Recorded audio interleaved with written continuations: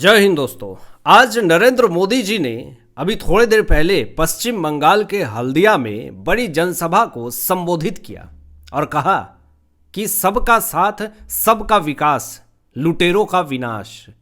अब जिसने भी पश्चिम बंगाल को लूटा है, जो नेता है, जो भ्रष्टाचार में पूरी तरीके से लिप्त है, उन तमाम भ्रष्टाचारियों नेताओं के लिए एक बुरी खबर है। बंगाल में मैं एक और वादा करता हूं, सबका साथ सबका विकास, और जिन्होंने बंगाल को लूटा है सबका हिसाब होगा,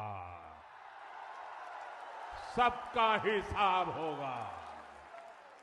और इसलिए सबका साथ सबका विकास और बंगाल में लुटेरों का सबका हिसाब होगा। जिस तरीके से हल्दिया में नरेंद्र मोदी जी ने ऐलान किया है, चेतावनी दी है कि सरकार जैसे ही बनेंगे उसके तुरंत बाद ही कार्रवाई शुरू हो जाएगी। पश्चिम बंगाल की जनता के साथ जिसने भी धोखा किया है, जिन भ्रष्टाचार नेताओं ने मिल करके पश्चिम बंगाल की जनता को धोखा दिया है, एक एक पाई चुकाना पड़ेगा। लूटा है तो लौटाना पड़ेगा। नरेंद्र मोदी जी ने आज भी चेतावनी दी, इसके पहले भी चेतावनी दी, और जिस भी राज्य में उन्होंने ये बयान दिया है उसके तुरंत बाद कार्रवाई हुई है। ऐसा नहीं कि सिर्फ नरेंद्र मोदी जी ने बोल करके वो चले गए क्योंकि चुनाव जीतना है, ऐसा नहीं। सरकार बनते ही तुरंत एक्शन हुआ। दिल्ली के अंदर भ्रष्टाचार को खत्म किया गया। रेखा गुप्ता बीजेपी की सरकार बनी, सीएम बनी रेखा गुप्ता, तुरंत एक्शन शुरू हो गए। चाहे वो सरकार के अंदर घुसे हुए लोग थे, आम आदमी पार्टी के द्वारा बनाए गए कुछ लोग थे, सबके ऊपर कार्रवाई हुई। तो यहां पे खुद बीजेपी ने भी आरोप लगाया है, ये बात कही है कि जो भी भारत सरकार से फंडिंग आते थे, जो पैसे आते थे, वो सब टीएमसी के जेब में जाते थे। अब वो पैसे कहाँ गए? वो सब पैसे किसके हैं? आम जनता के हैं। तो लूटा किसने? टीएमसी ने। आरोप किसने लगाया? बीजेपी ने। अब चेतावनी कौन दे रहे हैं? भारत देश के पद पे, सम्मानित पद पे बैठे नरेंद्र मोदी जी। तो अब कहीं ना कहीं एक हड़कंप मचा हुआ है। ये खौफ, ये डर तो पहले से है कि अब सरकार बन नहीं रही, क्योंकि पूरा बंगाल जिस तरीके से भगवामय हो गया और जिस तरीके से अमित शाह जी के, राजनाथ सिंह जी के और नरेंद्र मोदी जी के रैली में जिस तरीके का भीड़ दिख रहा है, जो भीड़ दिख रहा है, बड़ी जनसभा दिख रही है, इससे टीएमसी में हड़कंप मचा हुआ है, बौखलाहट है। कुछ भी बयान दिए जा रहे हैं। अभी जो बयान आया है 1000 करोड़ रुपए के घोटाले को लेकर के, वो भी मैं आपको आगे बताऊंगा। लेकिन नरेंद्र मोदी जी ने कुछ बड़ी बड़ी बातें कही है, उसके बारे में जरा बात कर लें। जो बड़ी चेतावनी बताई जा रही है पश्चिम बंगाल विधानसभा चुनाव को लेकर के, टीएमसी के जो बड़े नेता हैं उनके बीच में, जिन्होंने भी भ्रष्टाचार किए हैं या फिर पहले किए हैं या फिर जो जेल के अंदर हैं, हड़कंप मचा हुआ है। नरेंद्र मोदी जी ने सबसे पहले तो ये कहा कि अब बंगाल में परिवर्तन होने जा रहा है, तैयार हो जाइए। बंगाल की जनता परिवर्तन चाहती है। अब नरेंद्र मोदी जी को पूरी तरीके से भरोसा है कि बंगाल के अंदर इस बार बीजेपी की सरकार बनेगी। आगे हल्दिया के अंदर नरेंद्र मोदी जी ने कहा कि जो पहले टीएमसी की सरकार डरा धमका करके जो वोट लेती थी, लोगों को बड़गला करके जो वोट लेती थी, अब लोगों को डरा धमका करके वोट लेना अब बंद हो जाएगा। लोगों को डरा धमका करके राजनीति करना बंद हो जाएगा। टीएमसी ने बहुत डरा धमका करके वोट ले लिए, अब आपको डरने की कोई ज़रूरत नहीं है। आप पूरी तरीके से फ्री हैं। आप निष्पक्ष होकर के आप वोट दीजिए। कोई दबाव नहीं है, कोई प्रेशर नहीं है। देखिए, बीजेपी की बौखलाहट कहीं नहीं दिख रही है। लेकिन एक तरफ ममता बनर्जी कह रही हैं कि यूपी से 200 सीआरपीएफ आपको मारने के लिए, डराने के लिए भेजे गए हैं। ये सब क्या है? ये सब तो बौखलाहट ही है। बौखलाहट में आकर कहीं इस तरह का बयान देता है कोई, सेंट्रल फोर्स को, सुरक्षा बलों को आप हमलावर कह रहे हैं। ये कहीं ना कहीं सीआरपीएफ जवानों के हिम्मत को तोड़ने का काम है, वो भी एक सिटिंग सीएम के द्वारा। आगे नरेंद्र मोदी जी ने यह कहा कि सरकारी तंत्र जनता के प्रति जिम्मेदार बनेगा। अब पहले वाली बात नहीं है कि जो सरकारी तंत्र है वो आपके लिए काम ना करके जो वर्तमान सरकार है उसके लिए काम करे। अब सरकारी तंत्र भी जनता के प्रति जिम्मेदार रहेगा और आपके लिए काम करेगा। भ्रष्टाचार के पुराने घोटाले, गंभीर अपराध, जैसे किसी नाबालिग के साथ गलत कर देना, किसी के साथ गलत कर देना, वो तमाम फाइलें फिर से खुलेंगी। यानी जिन्होंने भी महिलाओं के साथ गलत किया, अभद्र किया, अगर वो केस, वो फाइल अगर बंद करके किसी ठिकाने लगा दिए गए, साइड कर दिए गए, तो अब वो फाइलें खुलेंगी। ये भरोसा दिलाया है नरेंद्र मोदी जी ने। आगे ये कहा कि टीएमसी का कोई घोटालेबाज, चाहे मंत्री हो या संतरी हो, बचेगा नहीं, उसे जेल जाना पड़ेगा। जेल भेजने की धमकी, चेतावनी नरेंद्र मोदी जी ने दे दी जनसभा में। अब इससे आप समझ जाएं कि मंत्री या संतरी, मंत्री तो समझ में आता है, अब संतरी कौन है ये अब आप लोग समझ गए होंगे। कौन है जो दबा करके भ्रष्टाचार किया पश्चिम बंगाल के अंदर, अब दर्द शुरू हो गई है। आगे सबसे बड़ा मुद्दा बांग्लादेशी रोहिंग्या अवैध घुसपैठियों का मुद्दा, जिसको लेकर के नरेंद्र मोदी जी ने खुल करके बात करी और कहा कि जो अवैध घुसपैठिए है उसे रोका जाएगा, उसे बाहर निकाला जाएगा। अगर अवैध घुसपैठिया भारत देश के अंदर किसी भी कोने में है, सबको निकाला जाएगा। सेंट्रल गवर्नमेंट की जो भी बेनिफिट्स आते हैं, जिस भी राज्य में जनता होती है भारत देश की, उनको वो बेनिफिट्स नहीं मिल पाते हैं।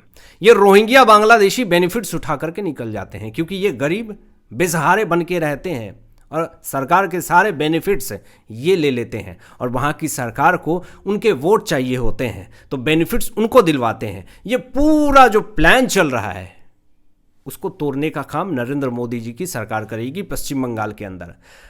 एक बड़ी मांग हो रही थी 7th पे कमीशन को लेकर के, इसको लेकर के एक बड़ा ऐलान किया नरेंद्र मोदी जी ने, जिससे आप ये समझ जाएं कि जो भी सरकारी अधिकारी हैं, कर्मचारी हैं, वो कहीं ना कहीं तो बीजेपी का समर्थन कर रही है, क्योंकि नरेंद्र मोदी जी ने ऐलान ही ऐसा कर दिया है। कहा है कि बंगाल में सरकारी कर्मचारी के लिए 7th पे कमीशन लागू किया जाएगा, और समर्थन मिल रहे हैं नरेंद्र मोदी जी को। टीएमसी को तुष्टीकरण की बीमारी बताई है और कहा है कि वोट बैंक को खुश करने के लिए खास वर्ग को फायदा पहुंचाती है टीएमसी पार्टी। नियम कानून को ताक पे रख करके खास वर्ग को फायदा पहुंचाती है टीएमसी पार्टी, और युवाओं के साथ धोखा करती है। जो युवाओं को बंगाल के अंदर ही रोजगार मिल जाएगा, वो किसी दूसरे राज्य में जाकर के क्यों काम करेंगे। लेकिन बंगाल के अंदर रोजगार को खत्म करने का काम टीएमसी की सरकार ने करी है, यह भी आरोप लगाया गया। अमित शाह जी ने साफ तौर पे ये कहा कि दीदी जो है वो चाय बागान कर करके, खेती करवा करके उसको ज़मीन को रखा और दे दिए बिल्डिंग बनाने के लिए। एम्स कब का पश्चिम बंगाल के अंदर आ जाता, लेकिन दीदी ने रोक रखा है। बहुत सारे ऐसे फंड्स प्लान जो हैं वो रोक रखा है। अमित शाह जी ने खुल करके ये आरोप लगाए थे। यहाँ पे आपको ये भी बता दूं कि बंगाल में ममता का किला ढहने वाला है, बंगाल में बदलाव आने वाली है, ये बीजेपी की तरफ से दावा किया जा रहा है और नारा लगाए जा रहे हैं। 4 मई दीदी गई, नारे लग रहे हैं पश्चिम बंगाल के अंदर। अब इसी बीच में एक बड़ी खबर सामने आती है और आरोप लगाया जाता है टीएमसी के तरफ से। बौखलाहट में बिना सबूत के, बिना आधार के टीएमसी पार्टी कुछ भी आरोप लगा रही है बीजेपी के ऊपर। अभी एक बड़ी खबर आई है कि टीएमसी नेता कुणाल घोष ने बीजेपी के ऊपर एक बहुत बड़ा आरोप लगा दिया है। सिर्फ आरोप लगाया है, आरोप तो कोई भी लगा सकता है, लेकिन वो आरोप को साबित करना ये बड़ी बात होती है। आरोप राजनीति वार पलटवार होते रहते हैं, लेकिन उसके सबूत और सोर्स न देने पे कार्रवाई भी हो जाती है। लेकिन इसी बीच में जो टीएमसी के नेता कुणाल घोष ने बीजेपी के ऊपर आरोप लगाया है कि चुनाव के लिए बीजेपी ने 1000 करोड़ रुपए का घोटाला किया है। 1000 करोड़ रुपए का किस मामले में?